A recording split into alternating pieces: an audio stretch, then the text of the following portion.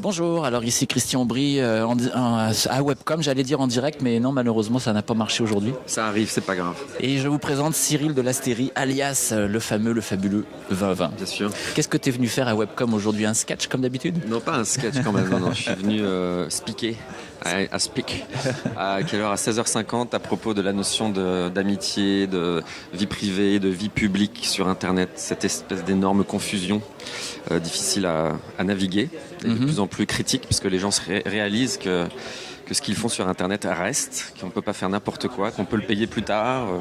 Les gens mettent les photos de leurs enfants, ils ne se rendent pas compte de ce qu'ils font, et ainsi de suite. Donc il y a toute une pensée à faire là-dessus. Donc moi je vais faire ça, mais plutôt de façon humoristique. De toute façon, je ne sais pas faire autrement. Mais est-ce qu'il y a vraiment un danger à mettre sa vie publique à partir du moment où elle est propre, acceptable Elle est propre pour toi, mais je ne sais pas, après quelqu'un d'autre peut en profiter pour faire autre chose, utiliser une photo où tu es propre pour ne pas être propre. Et puis après, il y a d'autres histoires. J'ai vu l'autre jour un monsieur qui a mis depuis 2 ans toutes les photos de ses enfants sur Facebook et qui commence à se demander aujourd'hui qu'en penseront ses enfants. Tu vois, dans 15 ans, et qui leur diront « Papa, t'es gentil, mais là, je suis tout nu sur la plage de Biarritz, là, qu'est-ce qu'on fait ?» C'est ça. Et tu pourras toujours y aller dans 15 ans pour les enlever, et ainsi de suite. Donc, il y a une vraie réflexion maintenant sur qu'est-ce qu'on fait de notre vie privée, réelle, physique, et qu'est-ce qu'on laisse passer sur l'Internet. Que ce soit les photos, les vidéos, mais même des textes, des tweets. Des tweets anodins que tu dis maintenant, qui te dit que dans 2 ans, tu chercheras pas un job chez Microsoft après l'avoir critiqué.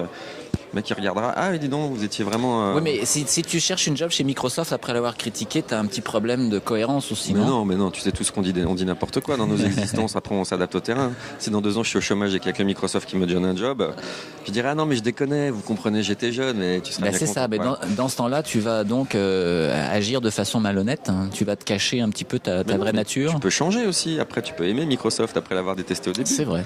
Non, mais c'est un exemple comme un autre. Mais peut-être qu'avec Windows 7, on va l'aimer, va savoir. Non, mais il y a 1000 exemples comme ça, des plus marquants. Il y avait ces personnes qui avaient loué leur appartement à un jeune couple propre sur lui, et puis qui sont tombés sur Facebook sur des photos de leur appartement où il y avait une Java avec 25 personnes ivres-morts.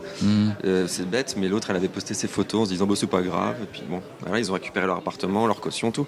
Enfin, chaque jour, il y a des cas comme ça qui montrent qu'il faut faire attention, de petites choses et des grosses choses. Donc tu es contre la transparence?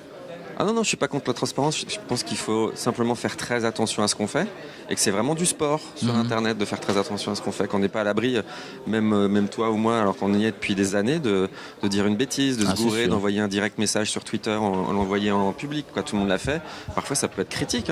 Tu dis, ah bah oui, celui-là, c'est un gros débile, tu le disais à un pote en privé, mais en fait non, tu l'as envoyé à tes 3000 followers. Après tu cours pour le détruire, mais c'est trop tard. Donc il faut juste faire attention. Et tout le monde fait pas attention quand on va comment les gens ont déjà du mal à comprendre l'internet, appréhender, mettre un mot de passe. Et maintenant tu leur donnes des outils où tu leur parles de grande transparence, de Open ID, Open Social, partout où vous serez, on vous tracera, comme ça vous aurez pu à vous réinscrire. Mais en attendant, les gens, ils hésitent même à mettre leur nom, ou les vrais gens, j'entends, pas nous là, pas nous les super techno. Les geeks. Les geeks. Ouais. Donc c'est une vraie réflexion. Alors là, j'ai l'air sérieux, mais après, tu peux en rire. Sur la notion d'amitié, t'as combien d'amis sur Facebook, de followers, de fans Qu'est-ce qu'un ami? Ça remet en question le sens du mot ami. Exactement, c'est ça dont je vais parler. Okay. Qu'est-ce qu'un ami? Oui. C'est intéressant comme question, c'est philosophique. Qu'est-ce que je veux dire? Alors donc, professionnellement, oui. Tu as lancé un projet donc, qui va un petit peu à l'encontre de l'ouverture du web et justement de cette transparence, de cet étalage de vie privée.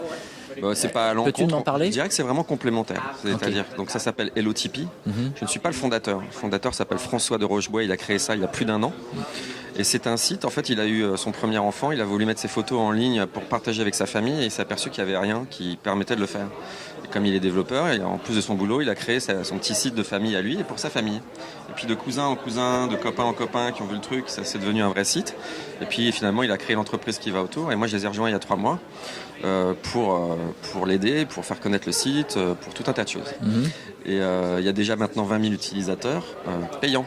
Waouh! Parce que c'est payant. Alors je suis pas contre la transparence, je dis juste, c'est vraiment un site pour les gens qui ont envie d'être tranquilles, sécurisés dans un endroit privé, avec tout ce qu'il faut comme accès, juste entre eux. Donc c'est pour ça que c'est surtout des sites de famille. Quand tu dis entre eux, c'est-à-dire juste eux et leurs proches, quoi. Eux et leurs proches, voilà, c'est toi. Leurs vrais amis. Tu ouvres un compte Hello Ouais. Tipeee, les gens de ta famille, tu vas les inviter. Donc tu vas toi inviter les gens de ta famille. Ceux de ta famille que tu aurais oublié te demanderont s'ils peuvent accéder. S'ils ne sont pas de ta famille, tu l'ouvres pas.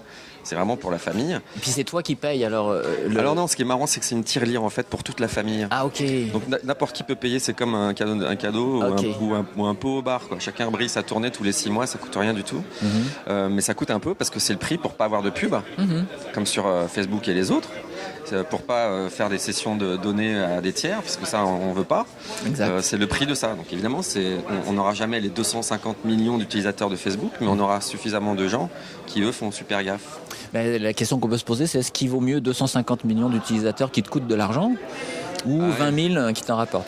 Déjà, c'est une très bonne question. Après, bon, ils ont 250 millions d'inscrits. Après, des utilisateurs, Exact. je crois que je sais pas combien, peut-être 5%, mais ce qui est déjà énorme. Ouais. Ils trouveront bien un modèle. Enfin, moi, je me fais pas de soucis pour C'est ça, Facebook. mais c'est vrai qu'on est inquiet, notamment pour Facebook, on est inquiet de l'avenir de nos informations finalement, qu'est-ce qu'elles vont devenir. Moi, je suis inquiet en général, donc je fais gaffe. T'as pas l'air. Non, mais évidemment, c'est des clowns.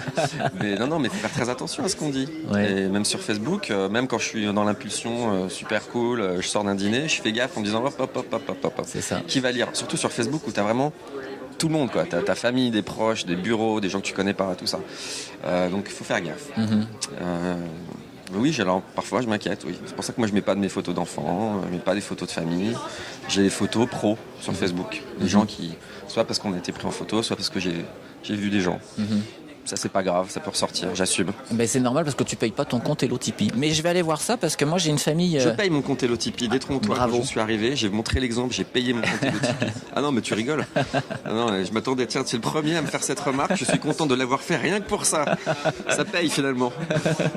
Donc écoute, je vais aller regarder ça parce que moi j'ai une famille effectivement aussi éclatée aux quatre coins de la Terre. Et ben voilà, c'est parfait. Et on met des choses sur Facebook, mais on se pose vraiment la question, je demande de savoir jusqu'à quel point Eh c'est... ben écoute, je te filerai un code pour avoir au moins 3 mois gratuits.